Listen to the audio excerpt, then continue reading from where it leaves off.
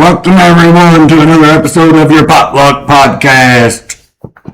This is your butt hurt disclaimer.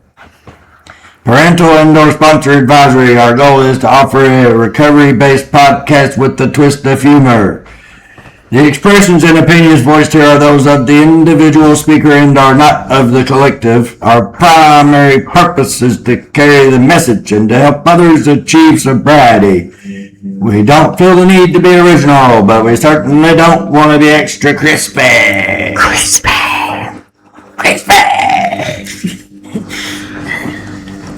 Oh, yeah, we forgot that. Yeah, I'm Sean. I'm Alcoholic. Hi, Sean. Hey, Sean. I'm Bree. I'm an addict.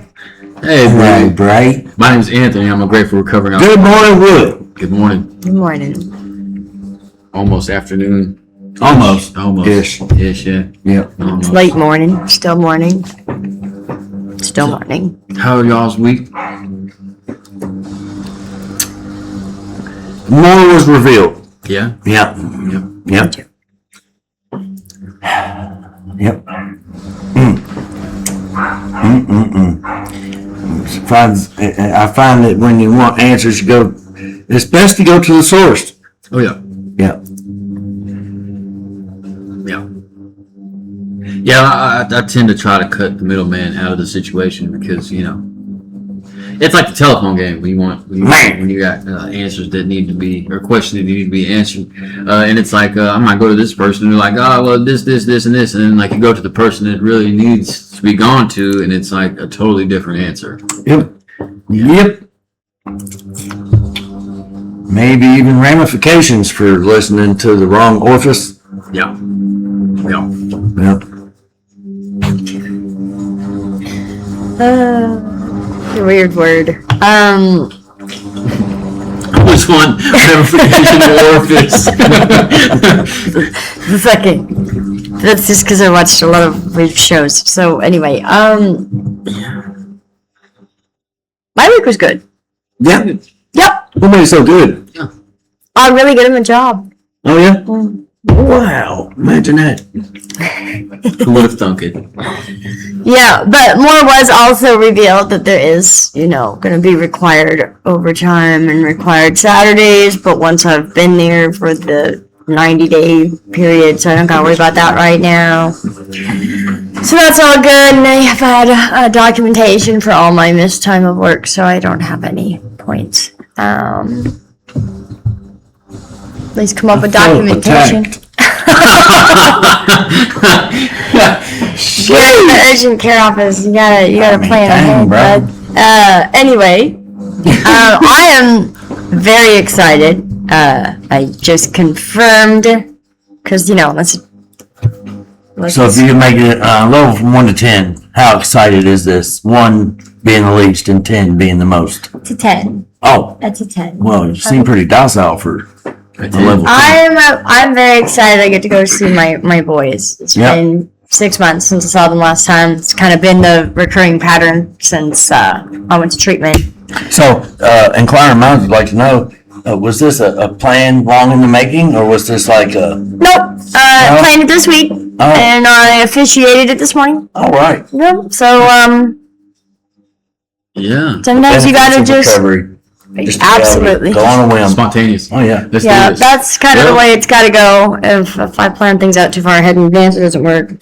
So, just speaking on the spontaneous situation thing, my week has been kind of spontaneous as well. So Sunday,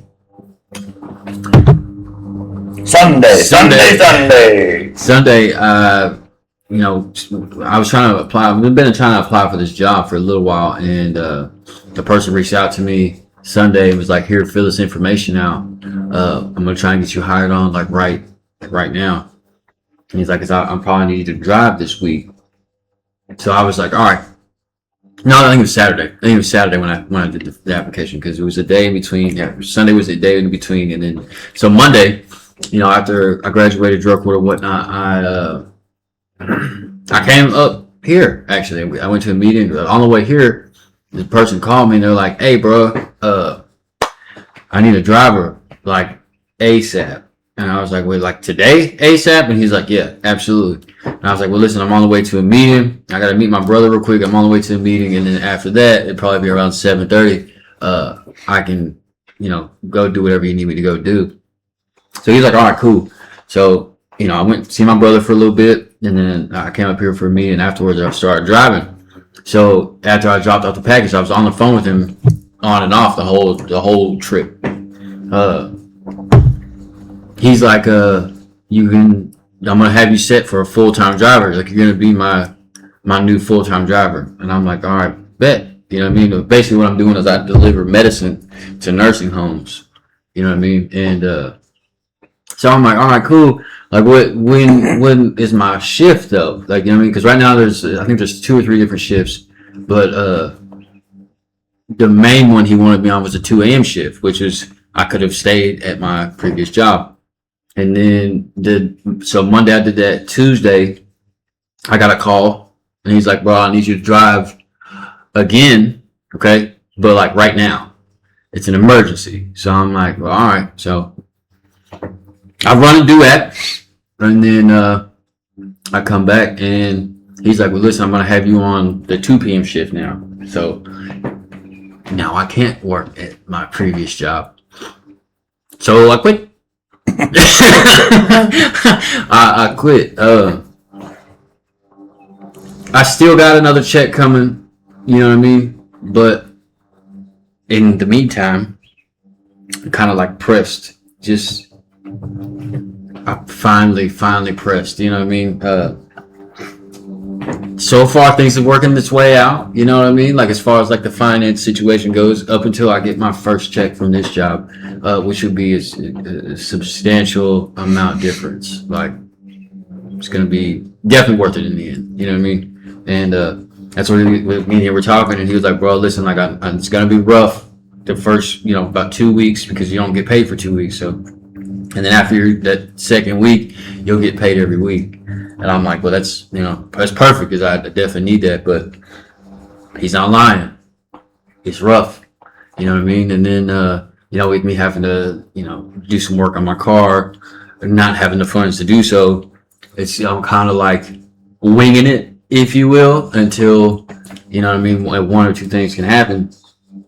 I thought about going to get a rental, maybe for a couple of days, maybe for a week, you know what I mean, and just do it like that. But even then, I still can't do that until I get paid the first time. Yeah. So, but overall, I've had a good week. I've had a great week, actually. You know what I mean?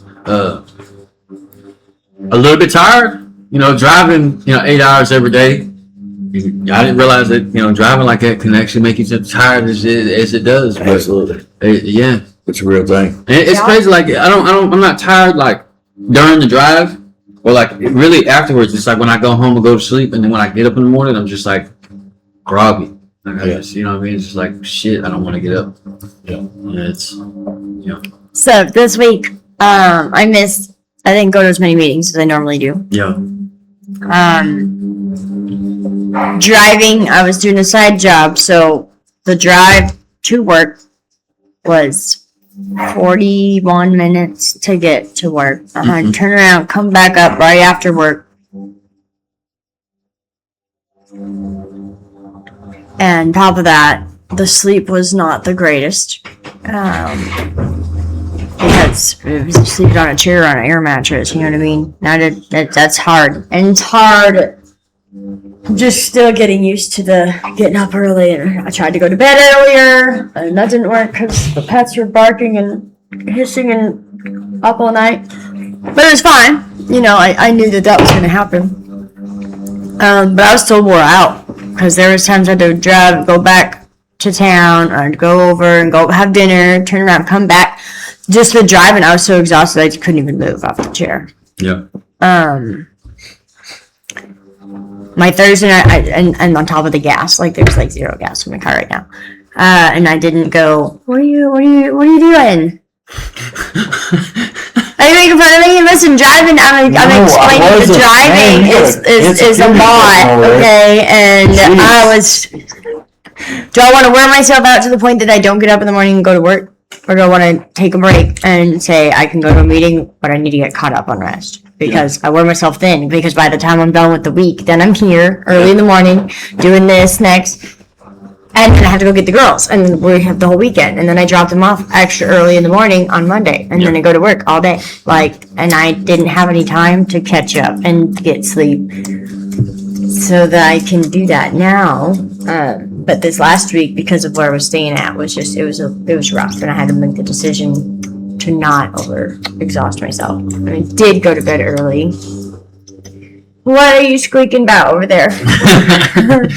Decisions. Yeah.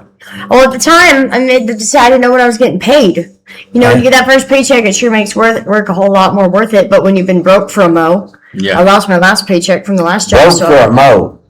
Broke for a minute, broke for a moment, broke for a mo. That would be, yeah. Broke for a month. Broke. I was broke as a mofo. Yeah, that's what I'm saying. Yeah. Yeah. And the first check comes in. It was worth it. I saw it Friday morning. It made Friday so much easier to get through the day. Yeah. After that, I treated myself out to some Starbucks and a bacon gouda sandwich. It was delicious. Here we go. So may I ask, does it make it easier to go to a meeting too? Yes, absolutely. Yeah. So that was the other thing too, because when I was working at my last job, I worked Monday through Friday, and Monday through Friday I wasn't rushing to come to. I wanted to, you know what I mean. Sometimes I would. Very rarely did I come to a meeting Monday through Friday, unless I was off on Fridays, which is like once or maybe twice a month. You know what I mean? But so Saturday and Sunday I basically lived up here. You know what I mean? But when I started this job, because I was working at first 2 a.m. shift, I was able to come to meetings. As a matter of fact, I came to Monday, Tuesday, and Wednesday meeting, and then Thursday, he's like, yeah, you're gonna be on the second or the 2 p.m. shift. So I work 7 days a week. Now I can, as long as I'm, communicate like, hey, I need, just this day, maybe just so I can take a breather, you know what I mean? Catch up on some sleep or come to a meeting or anything like that. There's other drivers that can retake that shift. And I'm grateful for that, bro, because before, there was no, cooperation. It was Monday through Friday, you're here, you know what I mean? And by Friday, I felt it, you know what I mean? Like, I didn't go to a meeting, got real unspiritual a couple of different times, like, especially at work, and with this job, like, I can, even though with me working at 2, like, I can still come to a meeting and then make it there, where I got to pick up my first delivery, and then go ahead and head out, and it not be like I'm forgetting anything, because the only thing I need is myself and my car. You know what I mean? I don't need anything. In my phone. I don't need anything other than that. You know what I mean? So it's not that I wouldn't feel rushed. I wouldn't feel like, I gotta do this, I gotta do it. Like, I could just go straight there and go straight out. I'm grateful for that, man. I'm grateful for that because coming to meetings is important to me. You know what I mean? Like, it's definitely a huge part of my recovery, of course, but it's more than just that to me. Like, possibly helping someone else, and then at the same time, like, being helped as well. You know what I mean? That's important to me. And now that I have that ability to come to more meetings, it's where I want to be. You know what I mean? Right. I hate not coming to a meeting. Like, if I can come to a meeting every day of the week and still function without losing hours at work or, sleep, if you will, I'll do it, And with this job, I'll be able to. Yeah. It's beautiful. So I too have had a disruption in my meeting schedule. I don't have the time to hit any meetings Monday through Thursday. Yep. And for about 2 years now, I've hit meetings on a very high frequency level. Yeah. So needless to say, Wednesday, Thursday rolls around. You can feel it.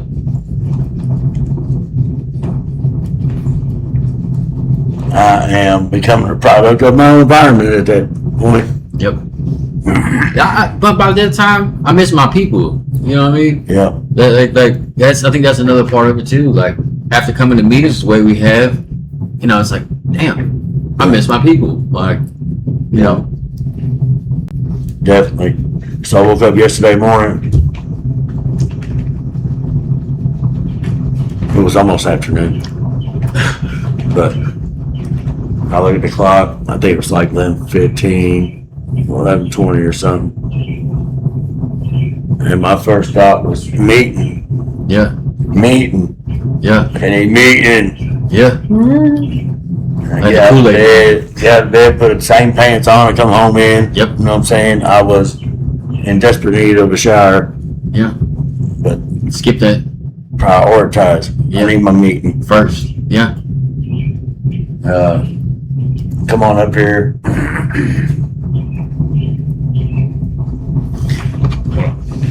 It's funny, I keep coming back and I don't want to be chairing this meeting. And I end up coming and chairing the meeting.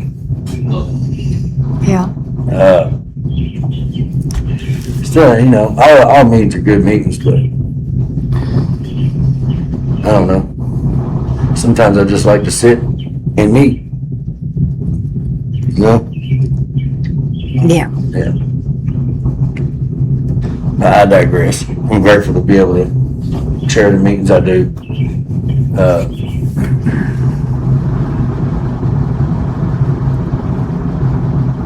Yeah.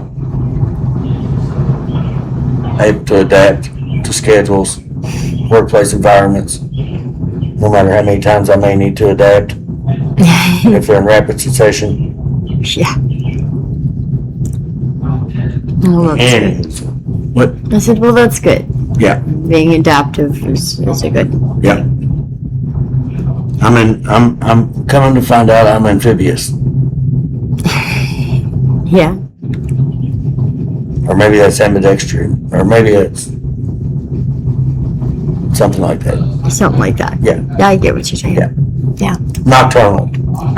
No. Maybe not nocturnal. I tell you what, when I worked all night, it was so much easier for me to do. I had to power it out between 4 and 6. That's usually when I was tired. That was when I was really tired, but pushed through at work. The rest of the time was no problem. I stay up. Nighttime is not a problem for me to stay awake. Getting up early is rough. Getting up earlier when I can have more time to sleep, I just don't. So I wake up, I throw clothes on, I walk down the stairs, go out the door, get in the car, wake up basically while I'm driving. It's the extent of my morning. Yeah. I need to work on that. But it's rough because sleep is harder and harder to maintain right now.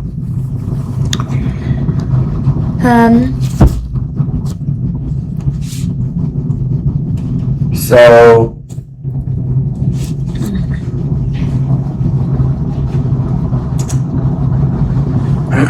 I have one more update on my week, and then we can. go ahead. So, I got to tell 3 out of the 4 children about the new one, and they all very excited. And part of this program is how we change and finding that, the truth will set you free, and that I don't have to be ashamed of things anymore that I, in the past, have found shame in or thought I had to hide things. And it made my whole day. It was an accident. Nova wasn't supposed to find it, but she did, and it was so sweet, man. She found the pictures of the new baby, and so it was awesome. She was so cute. The joy in her face was just awesome. So I was like, okay, girl, she found Sunday night. I got to take her back to her grandma Monday morning, right? It's like, man, I was like, if you can try to just wait till I can tell everybody, that'd be great. Okay. we'll see how well that went. But I ended up calling CPS and I let them know everything going on. And then I told my sons on Monday. And they're very excited. Well, Phoenix was kind of shocked. She's like, "What? How?" I said, "Never mind." I said, "No." I think they get that part. It was just, I don't know. But anyway, so then Roman goes, "I want a little brother, because I want to know what it's like to pick on a little brother." And Phoenix goes, "Mom, you give me another brother, I swear I'm gonna freak out." And then you don't want to Nova said, "It's a girl." Rosie don't know. Rosie gets to find out today. Oh yeah. I mean, I'm sure she knows from her sister, but she ain't going to nothing from her sister. So I get to show her the pictures today, and we'll see how she responds. Yeah, you gotta record that. Though. I want to. Yeah, I was going to record Nova. I was going to tell them both at the same time, but then Nova saw me taking pictures of the pictures, and I put them back in the bag. She was outside. She comes back in. She runs around the kitchen ottoman, grabs my backpack, goes, "What are you hiding?" I was like, "Nothing, girl." And she all pulls the pictures up, and she's smiling. She starts giggling, like this uncontrollable giggle. I said, "They're just pictures, baby." And she goes, "Mom, that's a baby." She goes, "That's a baby. That's you, baby." She breaks out, man. She's all laugh. I got a bunch of pictures. She's super cute. I said, "Well, that's a much better reaction than last time, because last time when her sister was coming, she's like, 'No, baby. No, baby. No, baby. You want to feel the baby kicking? No. You wanna hold your sister? No. Mommy, your daddy tell mommy, no, baby." She didn't like Rose very much, and she's little. So I hope Rosie takes it a little better than her sister did. Yeah. But Rosie lives on the shelf right now. She sits on my belly, and I don't think she's gonna be. We'll see what she does. I know, but it was a good week, so everything's out. It just makes it so much better. I was stressing over CPS, and all she said was, "Hey, congratulations, that's cool." And she was needing some information about him, to be around the girls, and that was it. I mean, the fear that was instilled in me from myself or from outside sources was stressing me out to the point that, it was making me sick. Yeah. You know what I mean? Stress will make you sick, and so when I got that out, it was great. Yeah. And now Roman won't stop asking me names, and every time I talk to him, all he does is talk about this new baby. So. Just from the experience of just with CPS alone, when there's a new baby involved, they can't do anything unless something is brought to their attention, whether it be a positive drug screen or some sort of inkling that they need to step in. You know what I mean? Yeah. Just from my own experience, every case is different. You know what I mean? But from what I did notice, that there's no reason for them to be involved. Yeah. They cannot get involved. And that's what happened. I got pregnant with Nova when I had a case with the boys. So. Right. Yeah. And until the reason for them to step in was they got closed out before I had an issue. So. Right. I absolutely Yeah. So it was just nice. You know what I mean? Because. Yeah. It's been an eventful week, but it was good, and it made me happy to see all of them respond the way they did. Now, my grandpa didn't look at me, but that's okay. It's cool. Your grandfather didn't look at you? No. That's what you said? No. I mean... He hasn't really responded. That's okay, though. Again, it is what it is. It is good. That's not... I think he's just... You know what I mean? Probably in shock. Yeah. Probably in Listen, shock. my grandparents had my mom and my uncle. They probably didn't want a bunch. My mom had 4. Yeah. I am now giving them 5.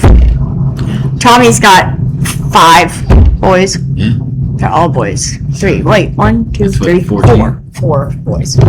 So 14 altogether? Mm-hmm. And my grandparents have my boys. You know what I mean? So. Yeah, and that's probably where the shock is coming from. You know Yeah. what I mean? 'Cause this Disapproval. Well, yes, I would say disapproval at first. Disbelief. But that's a better word. Disbelief. And the fact that I'm going to do anything different with my life than I have before. Right. Yeah. And I have to understand and respect that. Yeah, absolutely. And that's where I believe that when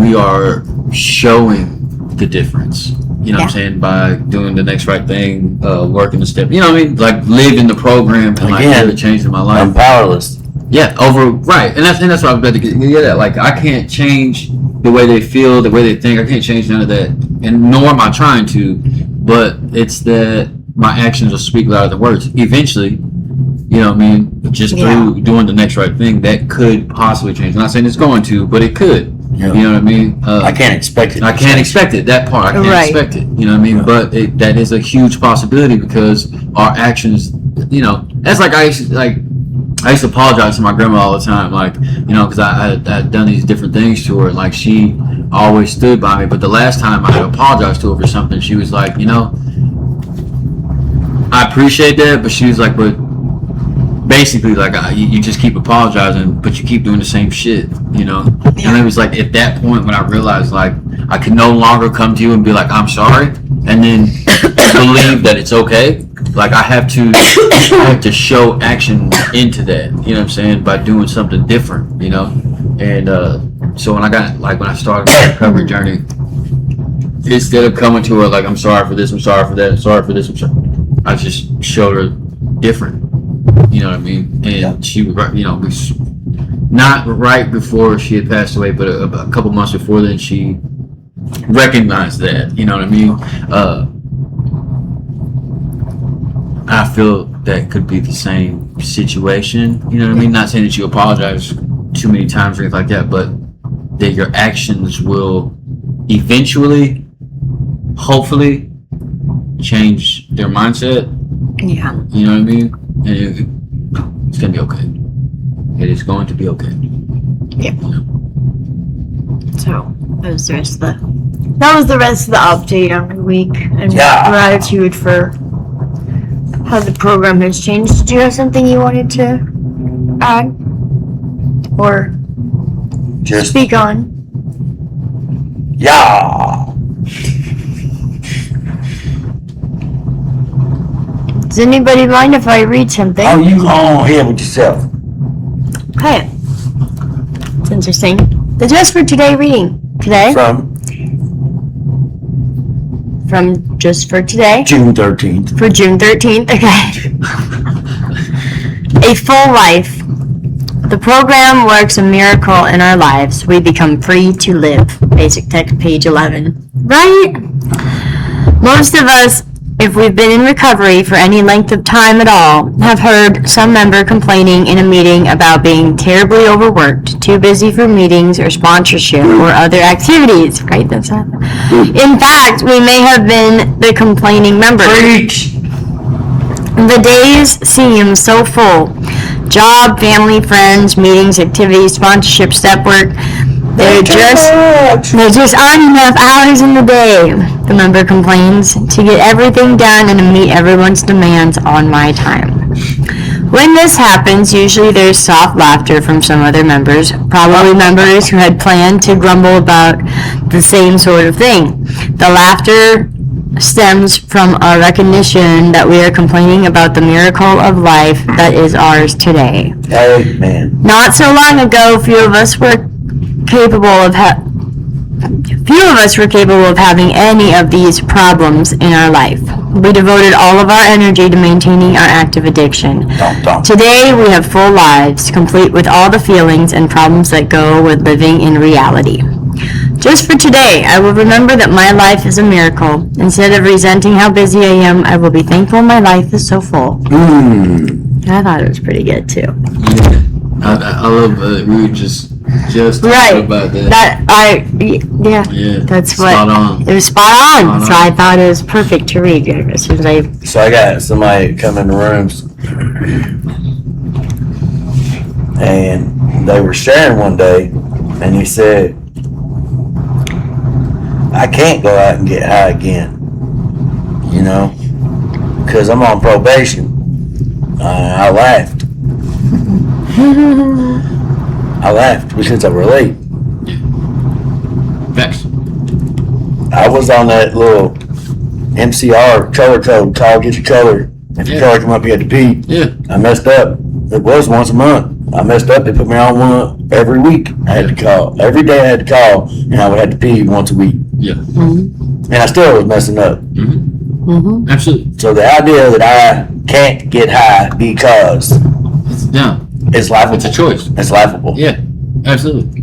Yeah, listen. Because I'm on probation, I can't go get high. No. Look, bro. Do you know how many times I was? And I had to tell him that though. I was like, no, dude, I ain't laughing at nothing because it's funny. I'm laughing because I can relate to that. You know how many times, bro, being on probation and parole, I'm doing. I got 3 for 3. I gotta come in here and report. You know how many times I reported completely off my ass? You know what I'm saying? Bro, that didn't stop me. That did not stop me from, doing what I wanted to do. It absolutely did not. If I wanted to, if I was gonna go get high, I was gonna go get high. Probation pro wasn't gonna stop me. It took a stopping force for me to be stopped. You know what I'm saying? So that that's a good way to stay sober, I guess, is to have that. Well, I'm on probation, so I can't get high, but ultimately that's a choice that you made to not do that. All right. And for me, like when I first was on probation, I first tried drugs when I was on probation. You know what I mean? I was on unsupervised probation. I couldn't drink. Yeah. Right? But somehow, some way, I think because it was over the weekend, right? So like I was like, cool, the whole weekend. And I only called in once a month for drug treatment because I was on unsupervised probation. And then I didn't use again till I knew I hadn't been called in yet, and then I got called in, and then I owned it up in a outpatient meeting. So then the counselor called the probation officer, and the probation officer called me to do a drug screen, and I missed it. I was told, "It's the first time you've missed it. You're fine." Well, that was over my birthday weekend. My sons were gone, and I lost 6 I'm not gonna do that. 6 pounds in 4 days. And my mom's like, "Brady, you look thin." It's like, I always get thin. I'm depressed. I don't eat. What are you talking about? But it was different. You know what I mean? And Yes. I was on probation. Shortly after I ended up owning it up to the probation officer, I'd use like 5 times. And like, we won't take your kids. Come on in here, sign. You're gonna go to treatment. Well, somebody already called in. Ex-boyfriend was in the car. I get outside. There's 8 cops around my car. My sons are not in the car anymore. There's an officer holding paraphernalia that was left in the car from said ex-boyfriend and his friend. But we're sitting in the car with the sleeping children. And I lost my kids that day. It's the start of this whole thing. But I was going to treatment because I knew I liked it too much. You know what I mean? That's why I owned it. It's like, I love it. I need this was great. That's a problem. So I better find some help. And at the time I was still dealing with all the trauma from the boys' dad dying. It had only been a year and a half later, something like that all the mess started. So that doesn't always work. You think it will, and it does for so long until that's how addiction works. Yeah, you know what I mean? Like I was on 2 UAs a week, dude. Yeah. For a minute with CPS in Colorado. Yeah. And some were clean, some were not. I'd still do them though. Yeah. I'd still do them. Some of them I missed, but for the most part, they're like, as long as you still do them, like even if they're hot, like you're still showing you're trying to do. You know what I mean? You're coming in and doing it. If you just disappear off the planet. So I was in this up and down for a minute, and the amount of people are like, you're still in your first year of addiction. You ain't gonna stop. Yeah. They're like, that's not the way you do it. Not if that's how you first did it. Ain't no way. I'd go into probation. Did you smoke today? No, sir. No, I did not. Because I didn't smoke. You know what I mean? So, like, you can't, I didn't lie. Who's that? Why would you even ask that question? So, and then I went to jail for a whole 2 days and off to treatment and all this stuff. So, it's been a rough road, and knowing just how much the boys have gone through. So I know that they see a difference. I know that they can tell something's changed, and that's part of I'm loving that part of recovery because no, I wouldn't want to be who I was before before the drugs and alcohol, even before the boy's dad passed away, I still was not even close to who I am today. I was still I was 22 years old. So I was very still in a different mindset. Elijah was before, but I didn't have any like self-confidence or awareness of like others just say I gotta please people. Yeah. You know A walking zombie. No, because I wasn't. Hello. Let's do it. That's okay. We love you, Miss Jerry. You got a haircut. Yes, ma'am. Looks good. Thank you. All right. You'll be able to look at it. Yeah. Love you. Love you too. So to touch on the whole being grateful for busy, you know, Ice John, ice trade. You did. It's fine. I find myself there because, you know, like I said, I work Monday through Thursday, so there's no time to do anything Monday through Thursday.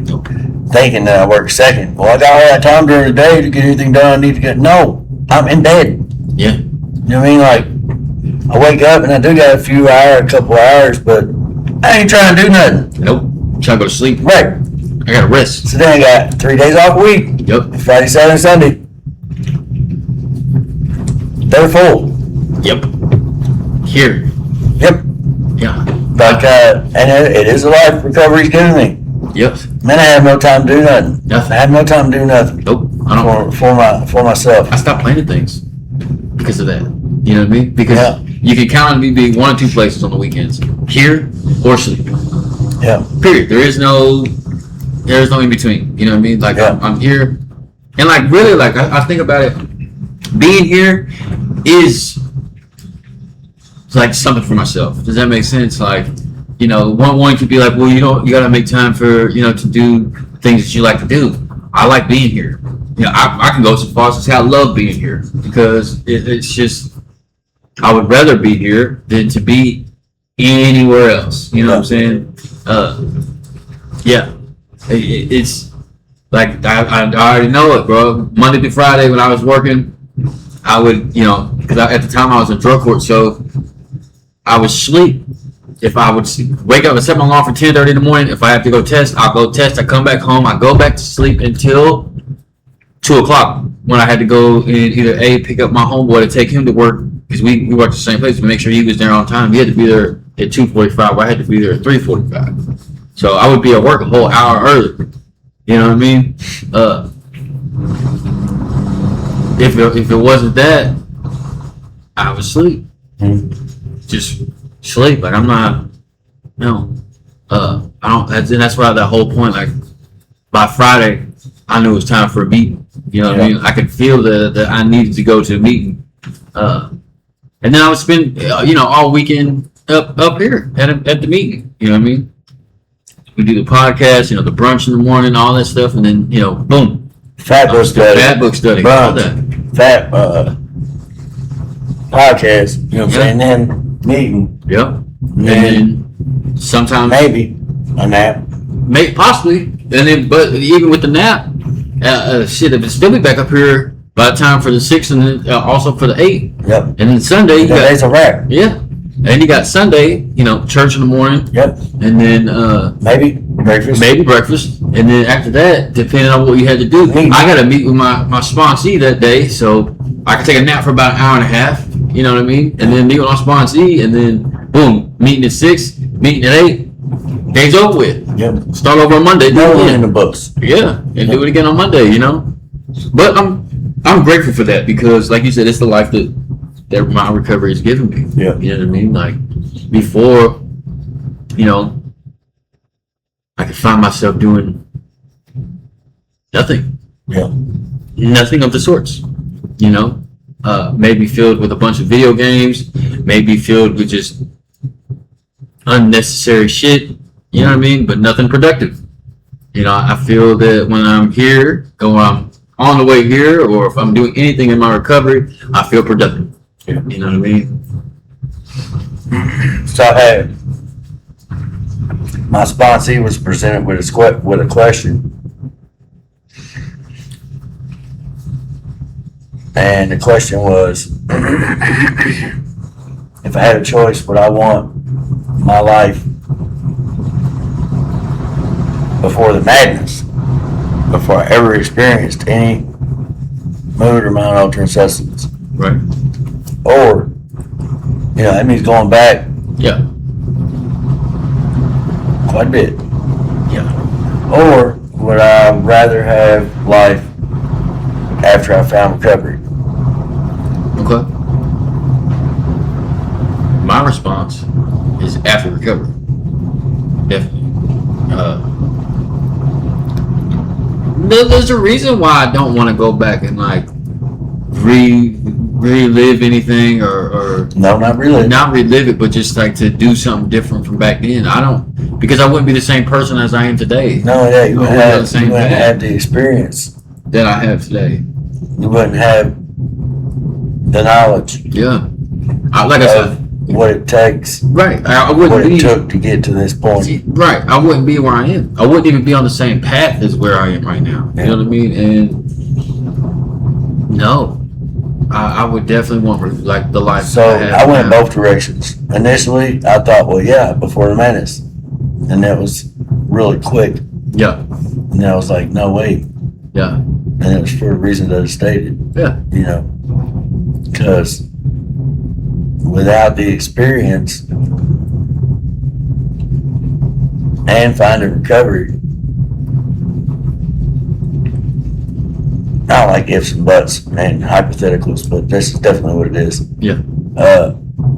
I'm almost certain I still go around a similar path. Yeah. It could be Right. way more devastating. Yeah. I think that's that would be where, I think about before I moved, like not so much right before the madness, but like before I moved away from Minnesota. I had a really good job. I was supposed to take over a family business. I was doing really good in school. I was super involved in church. I was pretty close to I was just all around a happy kid, right? And I was doing good.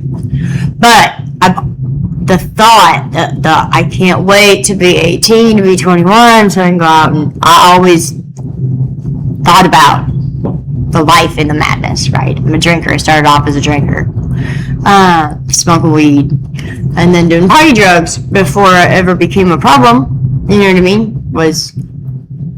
I was always drawn to it. Probably just because, I was super sheltered too. Yeah. But it's also, runs in my family. I got alcoholics on my dad's side, my bio dad's side. So, I feel like I still probably would have ended up down some sort of something. You know what I mean?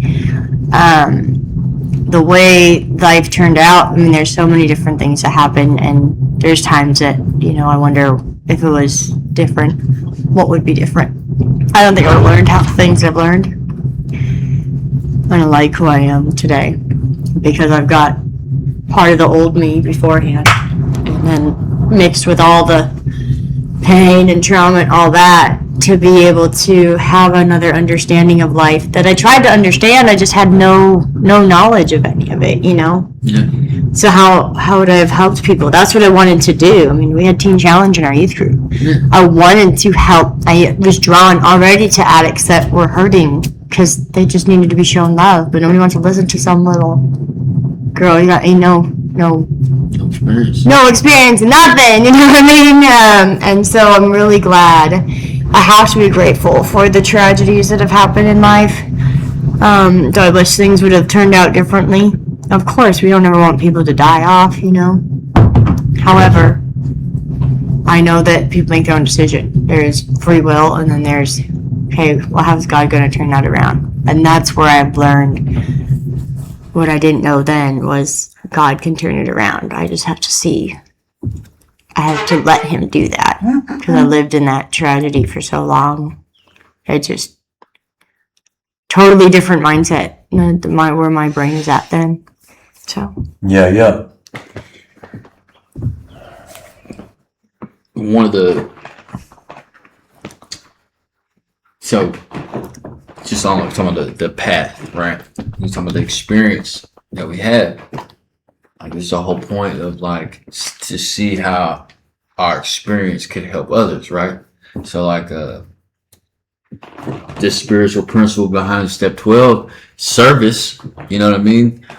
How could I be of service to someone if I had no experience, right? And then to even further that, I do feel that I would still probably go down the same path that I went on to get where I'm at now. If I were to just go back right before the madness, because I mean, I know myself pretty well. That's what I like to do. You know what I mean? It's just what it is. Today, I know I don't have to live like that. You know what I mean? I don't have to put myself through that torment. You know what I mean? Of living in that way. But I wouldn't change nothing. I wouldn't change anything, bro. I wouldn't change any of the amount of time that I spent locked up. I've said this before. I wouldn't change the fact that I don't have my kids right now. Yes, it's painful. You know what I mean? But I know that eventually it's going to come a time where it's either they want me around or they don't want me around. Either they'll come find me or they won't. You know what I mean? And it's going to sound harsh, bro. But I'm okay with that today. Like, I'm not in a position right now to have my kids in my life, and I know that. But that's temporary. You know what I mean? It's not forever. It's not me saying I don't love them or nothing like that. It's just me accepting the accountability for what I did to put me in this position I'm in right now. You know what I mean? It's my fault they're not in my life. It's not their fault. You know what I mean? And I'm working on taking the steps to change that. You know what I'm saying? But I've accepted that. I've accepted that it's my fault they're not in my life. I've accepted that I'm not in a position right now to have them. You know what I mean? And I've also accepted that there's might be a possibility in the future where they're like, yo, I don't want you around at all. And that's fine. That's their opinion. You know what I mean? But I got to keep doing what I'm doing for me. You know what I mean? And that's, you know, I wouldn't change none of that. I wouldn't change none of it.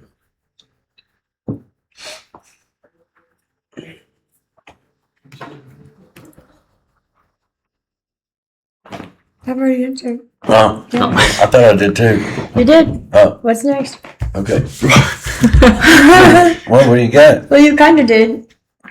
You said you went both ways, but you didn't really go into detail like we did. You go into detail. Well, without this path to recovery, then I'm still the same self-seeking, Yeah. you know, Yeah, it's like I said before. self-consumed, selfish, self-centered, serviceless. It's not even on the radar. Service is not on the radar. I'm not trying to, Yeah. you know. And I know that today that service is a remedy to a lot of self. Yeah. You know, whenever I'm having difficulty, nothing ensures immunity like help with another alcoholic. Yep. And it doesn't even have to be an alcoholic. It could just be anybody. Yeah. You know. Yeah. At graduation, one of the judges at the end, she said, you know, it doesn't have to stop. Your recovery doesn't have to stop because you completed drug court, right? She said working with someone else sparks that flame inside, right? And that's real. That's real. That's the whole reason that like exactly what you just said. You know what I mean? Nothing except for working with another person can keep you from that. You know what I'm saying? And like, I really do firmly believe that. And I think that's why I come to meetings where I do. Why I enjoy coming to meetings, because, you know, whether I know 100% sure whether anybody in the meeting is ever helped whenever I speak or anything like that, I can't tell you that. You know what I mean? But that feeling I get of there's a possibility that I could just help at least one person out of the whole room is why, you know what I mean? That's why I do it. That's why the way I share my experience, because there was once a couple different times where there was something bothering me and I refused to share about it. And then I've taken it to my sponsor and he's like, well, did you share about it? And they're, no. He's like, well, why not? He's like, because, there's someone else that feels the same way that you do, but won't share about it. And you could give them that encouragement to share about it. Right. You know what I mean? And even furthermore, to open them up to really take a hold of their recovery. You know what I mean? And yeah, like that's where it is for me. Like the thought of at least one person being helped rather than just not giving a shit to help anyone. If I can help just one person, I'll be okay that day. You know what I mean? At least. I'm just trying to be better than I was the day before yesterday. The day before yesterday, I'm just trying to be a better person. And then on top of that, I just want to help at least one person a day. Right. That's my goal by the end of the night, is to at least help one person. You know what I mean? Yeah. If that's not all our goals, Yeah. then Yeah. might want to look at our goals. Facts. So I didn't think I was going to be able to make it to said continuation Yeah. ceremony. But I did make it, and I think there was only like a face or two that I wasn't already familiar with. Mm-hmm.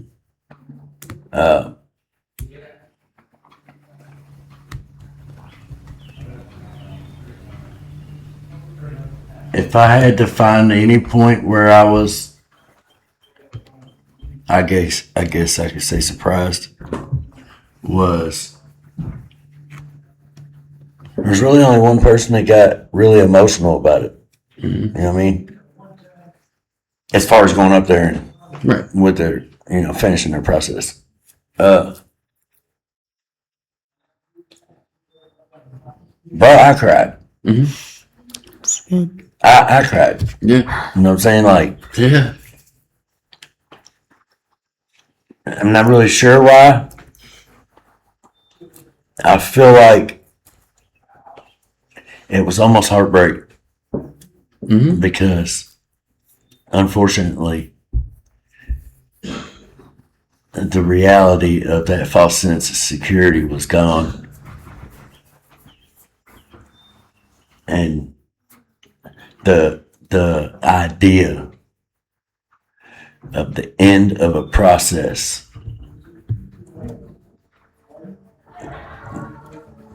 was believed in some of them. Mm-hmm. Which means the end of work. Like there's no work left to do. I'm It's a done. destination. I'm finished. Mm-hmm. Now I'm free to, Do as I choose. man. And it's It's rough. So I shared the next night after graduation exactly what you're saying now. Statistically shown, 6 of the 8 people that graduated will not make it a week without using it. yeah. You know what I mean? 6 of the 8. It's over half. It's like almost 90%, right?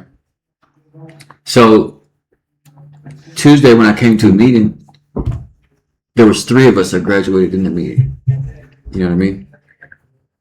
So far, and this isn't me talking about like, I don't know what the others that don't come to there's other meetings. You know what I'm saying? I'm not saying that none of these people go to meetings, and that's not what I'm saying. But it's just speaking on statistics, statistic wise, that 6 of the 8 people aren't going to continue their sobriety. If I'm going to be a statistic, at least be a positive one. You know what I mean? So I continue to do not because I want to be a positive statistic that I come to these meetings. I do this because I choose to live. Period. There is no other way around that except for I choose to live. But the realistic side of being in drug court and witnessing it firsthand, several times. The last graduation, the continuation that I was just at, the one before that, three continuations ago, I know of 3 people, I think, that still come to meetings. I know, again, I'm not saying that they're high or anything like that. I don't really know, but statistically shown, if after drug court, majority of them will end up being high again. Yeah. By their own choice. You know what I mean? And that's the sad truth behind it. That is the sad truth behind it. It doesn't matter how hard you make that program. It does not matter how hard you make that program. It doesn't matter how soft you make the program. It's a choice. Yeah. You know what I mean? These people choose to do this. You know, and it's like, if that's what you want to do, can't no one stop you. Yeah, even when you're on drug court, can't no one stop you. If you want to go and get high. There's going to be repercussions behind it. You know what I'm saying? But just like there is to anything. To anything. Yeah. You know what I mean? But that's the sad truth. It hurts me to know that, though. It absolutely does. It absolutely hurts me to know that statistic wise, not all of us are going to make it. Yeah. You know what I mean? But I mean, that's just science numbers or how scientific numbers or however you want to put that. That's just through a poll they did from observation. Question about the poll. Yeah. Right? Yeah. So where do they get the statistics? Other than what? The people that go to jail and go back to jail? Because the amount of like okay, so it's like I ain't never been asked. Have you ever been asked? No, it's okay. When you just walk into the rooms, how's anybody going to know that you're doing better? How does anybody know about the 2% that does better? Because we're not allowed to talk about a recovery or talk about meetings or talk about getting in the way of other people's recovery. Nobody knows because the amount of people that actually share that they're an addict or an alcoholic in recovery is way less. So there's probably a lot more that make it through. You know what I'm saying? There's a lot more than 2%. This is the situation. On the same note. The poll is not in a situation where they ask so many different people questions. What it is the amount of reoffenders they get after graduation. You know what I'm saying? That part I can see. That part. It's just when people say statistics as a whole of addicts that recover, you know what I mean? The 2%. I think it's a lot higher than 2%. I cannot sit here and tell you where they get these numbers from. I don't know. I'm just statistic wise. I can tell you that some places, and it's got to be more than one because one does it. Yep. So it's got to be more than one. If one does it, more than others. Right. Okay. Right. And yeah. But the healing place, they log you in. Mm-hmm. You know, so they know you. There's no anonymity. It's gone. Of course, they don't put your name out there. Right. But when you're dead, you post it on the board. Yep. So that's a very good statistic keeper there. There's other entities that do this. Yeah, where I used So to go. and they check the obituaries. Yeah. Yeah. And there are causes of death. Mm-hmm. Right. And So those are statistics. And those are just the ones that are kept. Yeah. Yes, the number could be higher. Yeah. Yes, the number could be lower. Right. I think it's a good ballpark for you. It's you know, and I'm not. And I love this statistic because when this 2%, when you incorporate God into the program of recovery, that 2% flips on its head. Yep. It's the 2% that fail. Yeah. Yeah. Absolutely. Listen. The original founders started their program. My sponsors told me this. Mm-hmm. And the original founders, that meeting still takes place today. Right. It still has damn near the same success rate. They had a 98% success rate. Mm-hmm. They go through all 12 steps in a day. Mm-hmm. And they don't shy from God. Yeah. God is the center of this. Yeah. Yeah. And almost 100 years later, they still have almost the same success rate. So why is this just we're so belligerently running from and bound and determined to keep the solution out of the equation? Yeah. Because of y'all gonna take exception to this, but I really don't care. I can't afford to carry. It's my recovery. You go about your recovery the way you want. This is a cookie cutter program. I'm worried about hurting your feelings. Yeah. The fact of the matter, as we're talking about statistics, you already run out of that room before you run out of that room. Yep. You was ready to run out. You was looking for reasons to run out. And if you want to use God as an excuse, my God is big enough. Go ahead and use him. Yeah. I used that excuse, Every and I time. stayed sick. Yeah. I stayed sick. Yeah. When I accept the fact that there's something greater than me, Yeah. then it's hard for ego to run rampant. Yeah. The truth behind this whole thing is the amount of people that want to do something different, the amount of people that are only doing what they're told to do, and then the amount of people that are just faking it till they make it.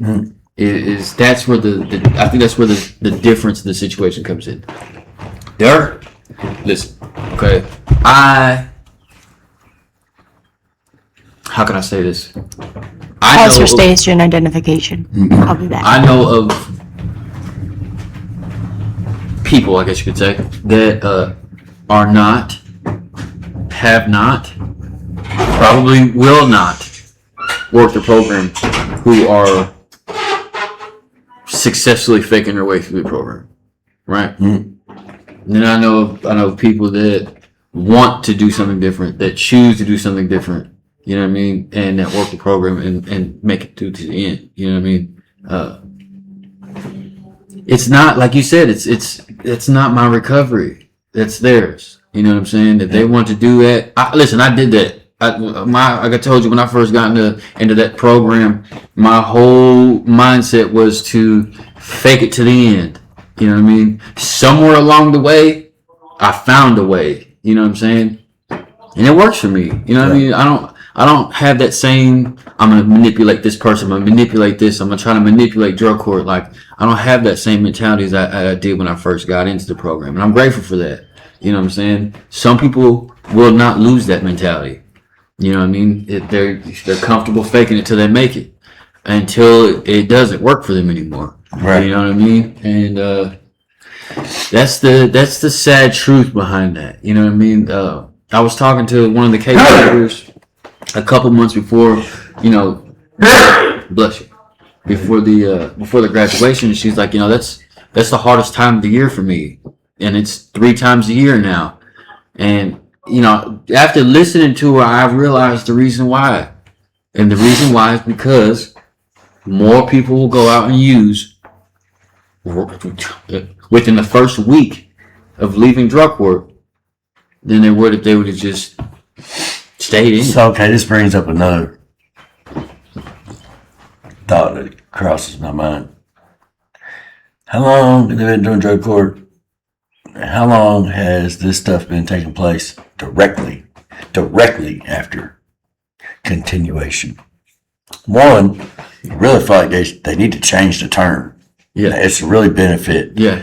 Change the term of the ceremony to a continuation, celebration, whatever. Yeah. Okay.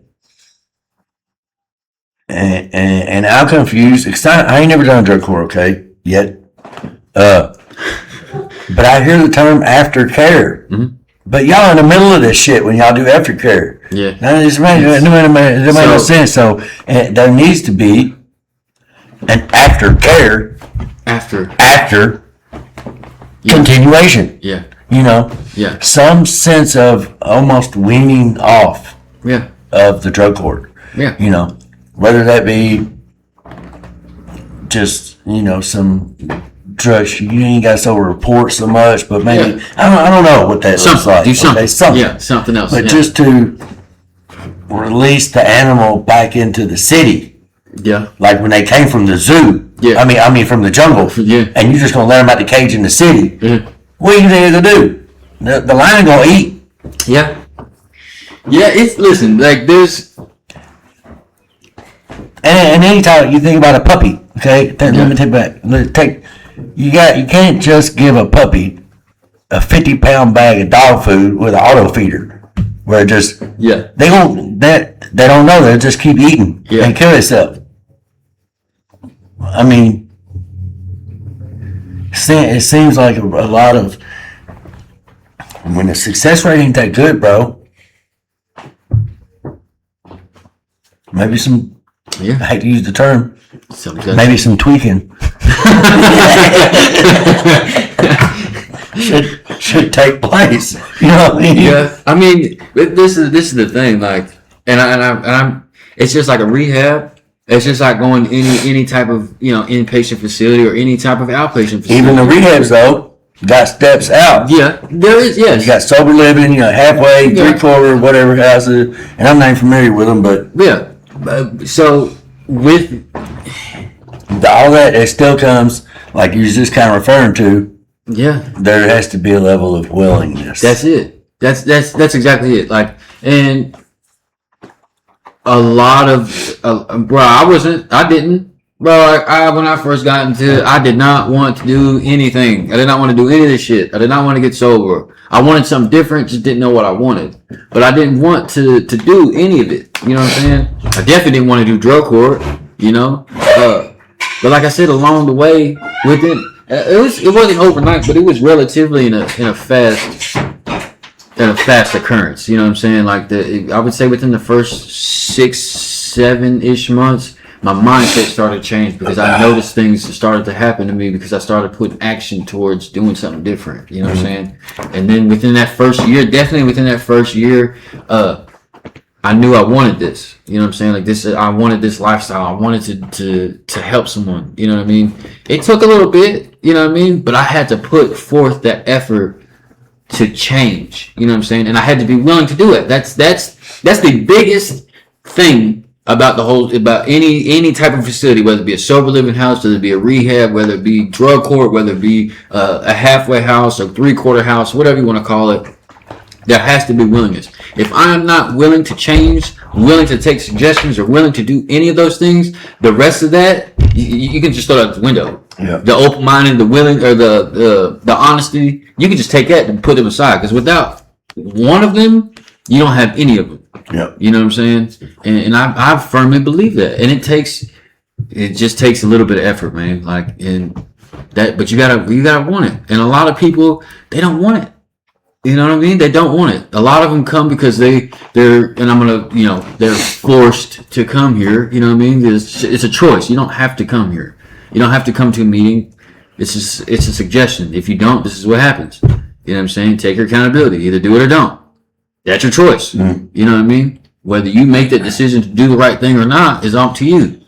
Whether you learn from that decision is up to you. You just have to, put a little effort. Get what you want, and you want what you get. Absolutely. You know what I mean? And I firmly believe that you get what you put in this program. You get it right back out. You know what I mean? And I am fruits of that. I started with just a little bit of effort. Started to get a little bit. So I put more effort. So I started to get a little bit more. So I put more effort and I got a little bit more. You know what I mean? It's real. What you put in is what you get out. But it is rough. It is rough. I don't like seeing it. You know what I mean? After going through that continuation and realizing that there's not going to be very many of us left. It's kind of like how I started when I started working at Summit. Okay, I was like, there was 8 of us. The first 5 stopped working there after like the first 2 months. Then it was just 3 of us. 2 months after that, it was just me. You know what I mean? And I chose to leave there after being there for like 16 months almost. I think it was like 15, right? 15 months I was there. You know what I mean? And that's how I look at like that's how I look at like recovery a lot of the times, because there might be someone that you started this program with, you know what I mean? And shortly after that, they done fallen off. Mm-hmm. You know what I mean? And now you're still on the same path you were, and then, you might see someone else is, on the same path, and then they fall off. Like, that's just what it is. Like, I don't like seeing it. I don't like, I don't even like using like statistics, like, because, when I was younger, someone would tease me, oh, you're just going to be another statistic, blah, blah, blah. You know what I mean? and then I turn it out to be just another statistic, you know. And then it's like, well, I don't like the whole statistic situation, because whether it's factual, whether it's not factual, the only person that can determine that is the person that you're talking about. You know what I'm saying? Absolutely. And that used to drive me insane. I almost fought a couple different times over it. Like, but I'm not just some statistic. You're not going to tell me what I am and what I'm not. You know what I mean? But in this situation, it's just the willingness of the person that's going through the program. Right. You know what I mean? Whether they stay sober, whether they're not, it's a choice that they come to make on their own. You know? But the sad truth is that not everyone will make it after continuation of that program, or any program for that matter. Right. So, like, where I went to treatment in Kansas was they had a pretty high success rate. And one of the key things is it is a faith-based treatment center. Yeah. I don't have that statistic pulled up. I pulled up because since we're talking on statistics, one of the reasons why I went to the Oxford House, right? And what I learned when I went to the World Convention last year. I'd love to go again this year, but I'm going to give somebody else the opportunity to do Hopefully it. there's a little more planned than... Yeah, there is. I digress. There's a lot more. I'd have to let them know by this month. The dates of when it is, I would really rather not be gone. So we got a 2-year celebration over that weekend, so I'm gonna not go. But the statistics of people who go into the Oxford House, studies have shown between 65% and 87% of individuals who live in an Oxford House successfully maintain long-term sobriety and avoid relapse. And they compare this to traditional, like, living situations. You have that support, but again, it's if you're working it, right? So the Oxford House I was originally at in Kansas, that chapter, that's why I fell in love with Oxford. The community, right? It's like how knit we are here at Safe Harbor. How people check on each other, how people, you know what I mean? We notice when people are gone. We notice when something's a little off. That's how it was there. Like the position I have here in Kentucky for my chapter, that person back in Kansas would not, you know what I mean, go to the doors, check, hey, how's everybody doing? Constantly, like, involved in where everybody's at. And how he spoke about there's people who live at Oxford and there's people who live for Oxford House because they know just how important it is. You know, it's like when you go to treatment, if you had nowhere to go, more than likely you're going to go back home. Yeah. I've lived this. I'm in 5 inpatient treatment centers. Yeah. I've been successful out of the last 2. You know what I mean?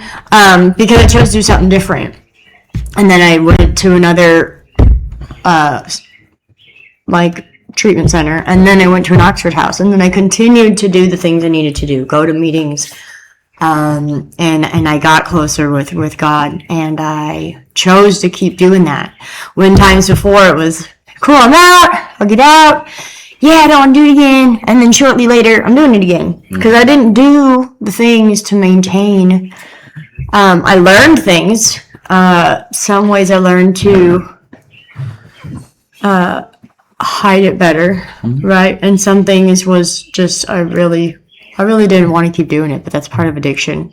There's a lot of things that played into that. That's one of the biggest reasons why, like, right now, I'm so happy that my best friend made it back into her Oxford House. Because I know how much she wants it now. Even though she's fallen, she keeps getting up. That was the biggest thing. Don't give up. Even if you fall, you got to get back up again.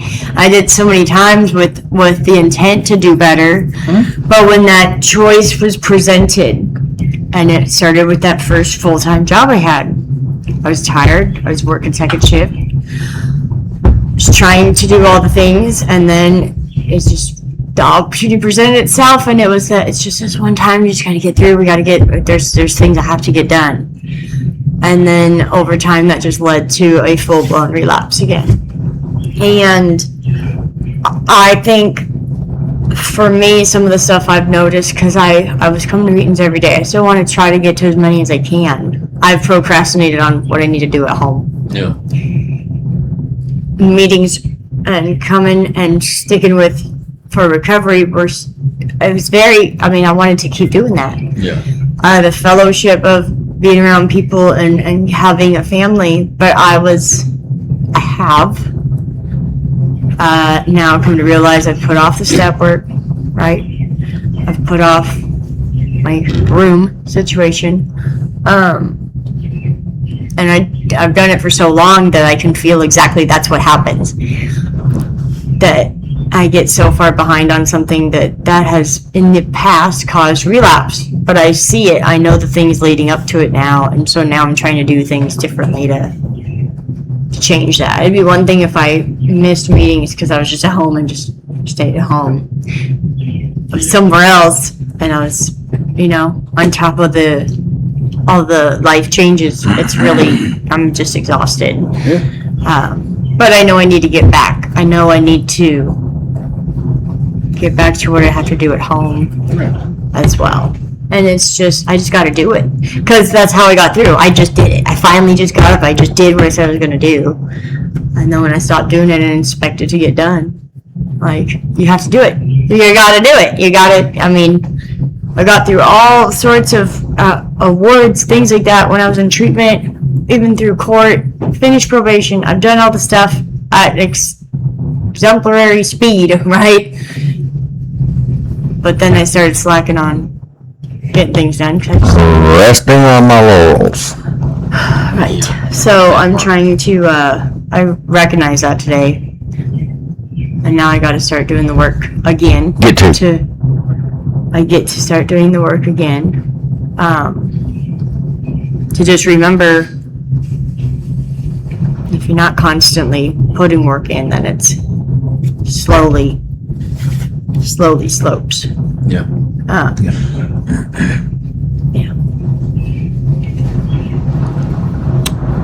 And it is just as serious as it was stated earlier on the front porch. If I'm not working on my recovery, I'm working on my relapse. Yeah. Yeah. It can be quick, sudden. The cunning, baffling, and powerful begins to Take effect. before I even notice. Yep. Yep. And then there goes the question. Go ahead and start asking yourself, what happened? What'd you quit doing? What went wrong? So Before it happens. it goes wrong. Right. So I was my last appointment with my case manager. We were talking about she's like, give me a healthy fear, and I was like, well, obviously relapse. That's probably my most healthiest fear that I have at the moment, and I think that will always be a healthy fear of mine because I don't want to do it. You know what I'm saying? I'm not going to sit here and say I'm not going to do that. I don't want to do that. I don't have any plans to do that. You know what I'm saying? But we started talking about the accountability. So obviously the first step is to implement a support group. You know what I mean? Hey, listen. So if I start showing these symptoms of relapse, please let me know. You know what I'm saying? I'm not going to spot them off top. Someone else will. You know what I mean? And a healthy support group will point that out to you. You know what I mean? And then even furthermore, because once you get to that point where it's too late, and you're asking yourself afterwards, well, it didn't just happen overnight. It's step by step. You know what I'm saying? Yeah. And that's I would say I'm definitely grateful for both of you all, and even furthermore our sponsor, and because you guys will see it before I do. Mm-hmm. You know what I mean? And I feel like wholeheartedly that you guys will definitely, hey bro, listen, you're doing something wrong. You know what I mean? Going down the wrong path. You're doing something's gotta. You know what I mean? I'm grateful for that, man. I'm grateful for you all and for being in these rooms, because there is people that will hold me accountable. You know what I mean? It's not that I want to hear the good things or the bad things. Just sometimes I need to hear the truth. You know what I mean? And if I'm headed down that path, please, hey, because I don't want to do that. But I want to do it today, and I know it's possible. I've seen it several times over. You know what I mean? I don't want to be a part of that. Well, so and so just went back out again. You know what I mean? I don't want to do that. Yeah. Not for my family, not for myself. You know what I mean? I love who I am today, and I choose to live. Absolutely. So, recovery checklist. Am I praying? Am I calling my sponsor? Am I reading literature? Am I going to meetings? Am I helping others? Am I sharing in meetings? Am I listening intently?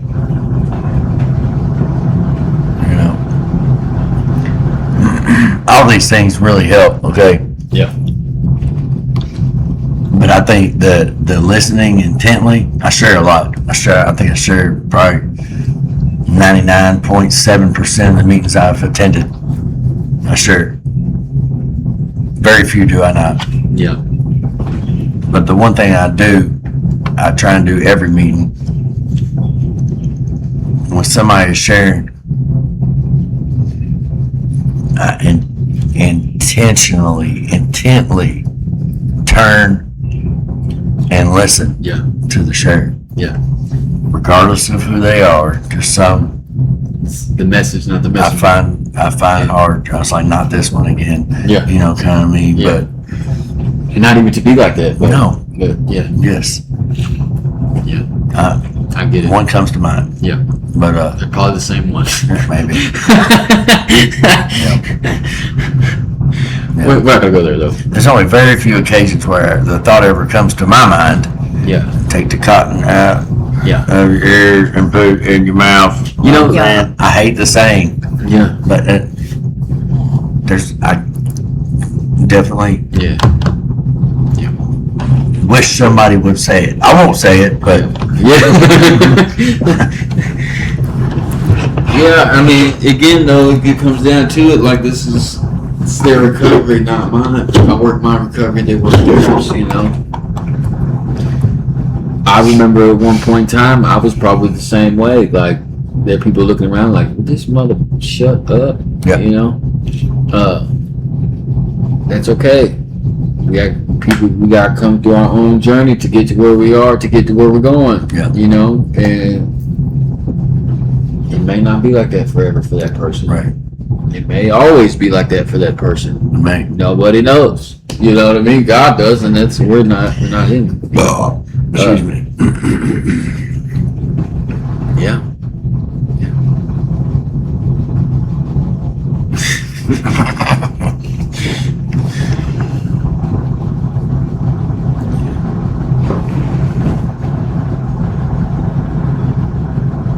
I think grateful for I think so too. Okay. I'm grateful to be here today. I'm grateful to be clean and sober another day. I'm grateful for all the blessings God's given me through the struggle, in the struggle, with all the things happening. I'm very grateful to be where I'm at today. I'm grateful to be tired. I'm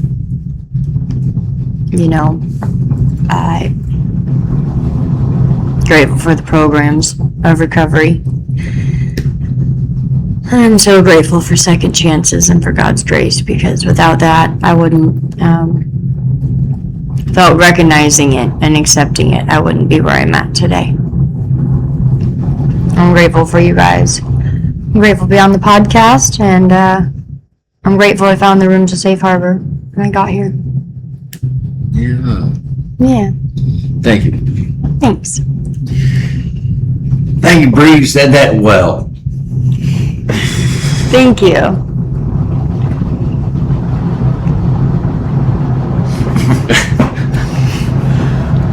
So, yeah, grateful to, like a previous individual has stated, grateful to be sober today. I'm grateful for the battles. I'm grateful to know that on the other side of the battles are the blessings. Blessings don't come without battles. I'm grateful to know that I'm quite a goofy character if I think otherwise. You know,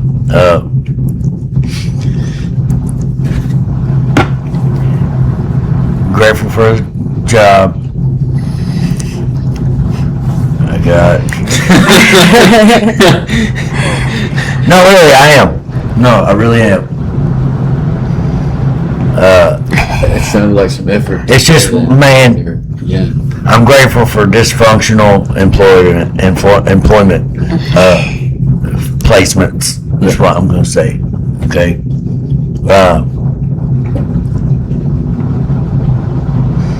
I'm grateful that it was people there that have found the way out and they show me. You know, I'm grateful for this wild, beautiful thing they call life.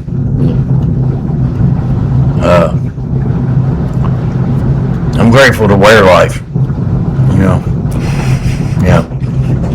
Yeah, people like to tell me how tired and wore out I look. I'm like, well, thank you.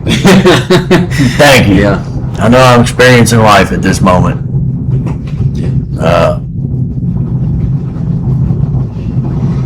Grateful to have a busy life. It's the life that the programs have given me. Pray I just don't take it for granted. You know, I'm grateful I got to experience the drug court continuation ceremony. You know, like I stated, I haven't had the opportunity to take that course as of yet. Yeah. I don't really aspire to, but you know, I don't know what's in the cards. Right.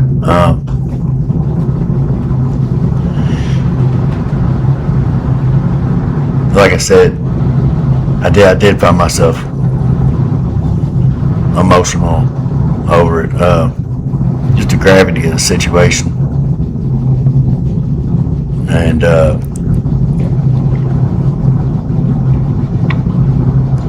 I keep hearing somebody's voice echo in my head. You know, I should never be surprised when an addict or alcoholic displays addict or alcoholic Behaviors. you know, including myself. Yeah. You know. Yeah, that's all I got. Thank you, Sean. Said that what? Yeah, I've been practicing. Well, I'm grateful for my sobriety. I'm grateful to be here with you all. I'm grateful that you all in my life today, and I am in yours. I'm grateful for the people that operate drug court. Graduation or continuation rather, is show me that like these people really do care, and not just then either. Like I seen it early off in that program. They really do care. Like the judges alone, for instance, like they don't get paid extra money for that. They're doing that as basically volunteer work. I honestly don't even think they get paid to do that. You know what I mean? That's just, that's like their service work, they care, and I'm grateful to have been pushed during that journey like I was, you know what I mean? I can honestly say that drug court did save my life. Yes, I put the action in, but drug court did save my life, and I'm grateful for that. I'm I'm grateful for the people that watch this podcast, whether they do it on a regular or they don't. Just maybe on a whim, maybe not. Yeah. I'm grateful for the rooms of recovery, all of them. I'm grateful for the 12 steps. I'm grateful to have God in my life today. I'm also grateful for my job. The hardest part about my job is sitting in the car. It's not very hard. I like to drive. This is how God has a sense of humor. Growing up, my aspirations went from being a professional soccer player to wanting to deliver drugs for the cartel. Listen, Who's the biggest cartel of all? The pharmacy in the U.S.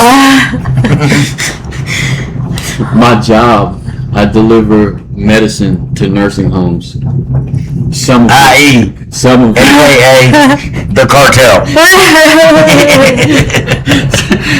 That's funny. That's pretty good. Some of which, That's pretty what good. I'm saying, are narcotics. If that's not a sense of humor, then I don't know what is. You know what I mean? But I enjoy my job, man, because like I deliver medicine to people that legitimately need it. You know what I mean? Whether it be from, people that have like dementia or people that just, they're hurting, cancer or whatever the case may be. I don't really know their situations, but whatever the case may be, and I can be of service. You know what I mean? God has a sense of humor. My God does. You know what I mean? And it's beautiful though, because the reasoning behind, that whole transformation, it shows right there. Like I wanted to deliver drugs for people for the wrong reasons, and now I deliver drugs to people for the right reasons. It's beautiful, but it's I don't know, man. Being in position, staying in position. I'm grateful for that too. God allows me to be of service, and I'm grateful for that mindset change that we were talking about earlier. Yeah, man, I'm just grateful to be grateful today. I'm grateful that God allows me to continue down the path that I'm on. That's all I got. Yeah, so I got a couple things real quick. Maybe my God didn't have a sense of humor, but then I came along. Yeah. You know what I'm saying? He was like, with the material I supply, Yeah. he's like, how can I not laugh at that? Look at that. Would you just look at it? Just look at it. What is the guy doing? You know what I mean? Yeah. Like, I can't imagine him not being able to laugh. Right. That's how I share a lot. You know what I mean? I share in a lot of inopportune times. My brother Martin, went to his mom's celebration of life thing and shared. And a lot of people didn't know how to take it. Okay. I had to bite my tongue at the ceremony because I really wanted to speak. Mainly because the way the judge talked on the program, because of the cutting of funding, and that apparently they had started this with no funding, and then apparently funding come along, Private funded, yeah. so then there's going to be either less or no funding, and they had come to the conclusion that they were going to trim the fat, so to speak, and that the program would go on regardless of funding. Right. And I appreciate that. Yeah. I really appreciate that. Oh yeah. That was, Regardless of the statistics, yeah. it doesn't matter to me. I mean, yes, it matters, but it doesn't matter what happens after, because of the time spent during. Yeah. All that time is valuable. Yeah. Anytime I can string together without Yeah. is Valuable. very valuable. It's like I was saying before. You got a room full of people. I don't have to save all these people. I just gotta save one. Yep. You know what I mean? If I can just help one person make the right decisions to change their life and to change it for the better permanently, Right. I'm okay. So out of the 6 of the 8 people that don't make it, the 2 people that do, that's 100% success rate, Right. right? Right. So like that's it's sad, but that's just how I'm looking at it. Like I want to be the ones that succeed and not the one that fails. And I'm not looking down at these people that don't make it. I just don't want to be the person that doesn't make it. Yep. Yeah. And that's how I look at it. I'm glad you said it because that's another thing I'm grateful for. I'm grateful for that program to continue. The one thing I was worried about is it not existing anymore, and the possibility. That's why I had shared that specific thing. I was trying to figure out how I could stay in the program. You know what I mean? And then, my case manager was like, well, you can just become an alumni. Absolutely. And I absolutely am. But I was more leaning towards like, bro, I remember it was like when I first got in that program, I didn't want to do that. I didn't want to be in that program. I didn't want to continue to do that. I didn't even want to try to do it. You know what I mean? So being on the fence early on, phase 1 of do I want to do this? Do I not want to do this? Do I want to, stay on the street? Do I want to go back to jail? Like being on the fence, like I want to carry the message from where I am now to the people who didn't have any hope, that only looked at drug court as a punishment. I looked at drug court as a punishment for probably the first 4 or 5 months I was in it, until I realized it's not a punishment. It's a structure.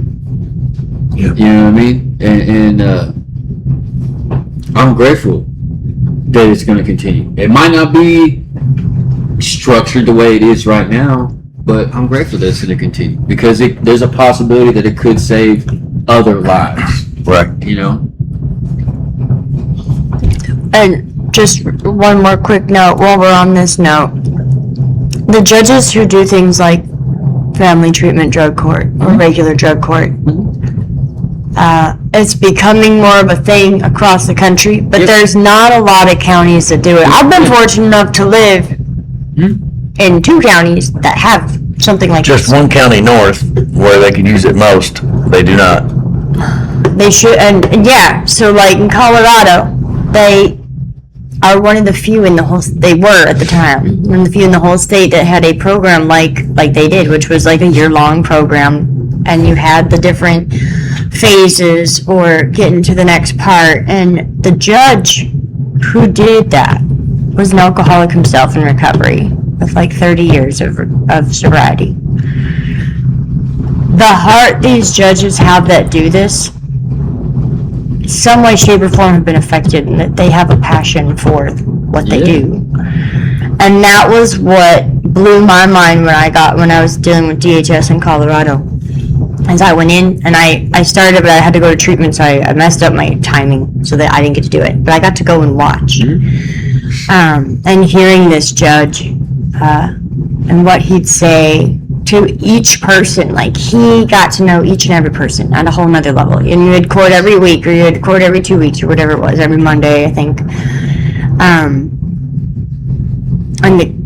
some of the caseworkers, they're just like any other caseworker. But the judges that are in there that see this, that have been doing it for as long as they have, the judge that I had out in Kansas that gave me the opportunity to come out here, when I got sentenced. I hadn't even finished probation. They had just put me on probation, but to lead up to it, I completed 2 inpatient treatment programs, another inpatient, and then I was moving into I had just moved into an Oxford house in the year time. And at the end, what he had to say about, the reason I do this and give people chances is for people who want to change, people who want to help themselves. That's why I do what I do. And to hear what he said and for him to give me the opportunity to be out here was huge. And I've been fortunate enough to have judges that really do care about their job, and they care about the people that come through, and they can see something in people, and they'll give lots of chances. That was when I had that experience at a previous continuation. hearing what the judges said, seeing the judge I have currently wanting to start the family treatment, the family drug court, because they don't have, they're starting that now. Because of how long she's, been in it and sees the change. And they get to see, even if people do fall back off, they got to see that change in that person from the time they started to the time they get out. There is a chance, and like you said, it's a choice. Yeah. But for those people that see that, when so many people in the world don't, I'm grateful for judges like that. I'm grateful for the people that put these programs together with or without funding, because they see something and they know that there's hope. The hope for, yeah. Right. So the same two judges, two of the three that were there at my continuation, were the same two judges that accepted me in the drug court in 2011. They're the same judges. The one was the same judge that terminated me in 2011. So that's just to span how long these judges specifically have been in this program, and they were in it before then. Okay, the same judges that accepted me in this time, the same judges that I seen this time, the same judges that watched me graduate this time or continue to do what I'm doing this time. In 2011, the difference that I made, like I said, when I was there, like I got caught forging NA meetings and terminated within 6 months, 2011, right? And then this time, the same judges that every staffing, they talked about my progress. They talked about not just my progress, but other people's progress too. This same judges, the male judge was the judge that from the time I was, until now, I had every time I got in trouble. Every time I got in trouble, it's the same judge. Very, very, very rarely that I have a different judge. So for him to see something in me, even though he's seen me my entire life, yeah, it's definitely grateful for that. You know what I mean? Absolutely. It's beautiful. It is. So I don't know. I just thought it made me grateful for last chances. Yeah. Yeah. It's your last chance. Yeah. Last chance. How many times I heard that? Oh, right. Yeah. Right. Absolutely. Right. So, Pray it out. Pray it out. who done it? Our Father, who art in heaven, hallowed be thy name. Thy kingdom come, thy will be done, on earth as it is in heaven. Give us this day our daily bread, and forgive us our trespasses, as we forgive those who trespass against us. And lead us not into temptation, but deliver us from evil. For thine is the kingdom, and the power, and the glory forever. Amen. Keep coming back. Jesus sees us. And loves you.